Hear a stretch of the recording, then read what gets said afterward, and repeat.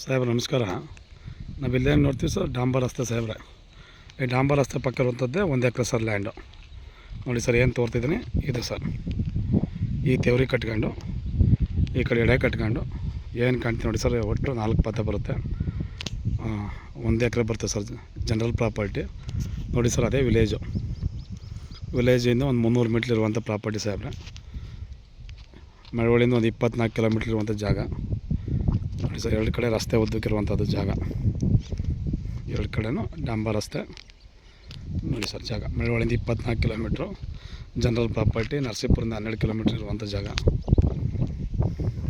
ನಾ ಏನು ತೋರ್ತಿದ್ದೆ ಸರ್, ಬೆಂಗಳೂರಿಂದ 125 ಕಿಲೋಮೀಟ್ರು ಈ ಡಾಂಬರ್ ರಸ್ತೆ ಹೊಂದಾಣಿಕೆ ಇರುವಂಥದ್ದೇ ಜಾಗ. ಬ್ರೌನ್ ಸಾಯಿಲ್ ಬರುತ್ತೆ ಸರ್, ಇದು ಸಾಯಿಲ್ ಬಂದು ರೆಡ್ ಸಾಯಿಲ್ ಬರೋಲ್ಲ, ಬ್ರೌನ್ ಸಾಯಿಲ್ ಬರುತ್ತೆ.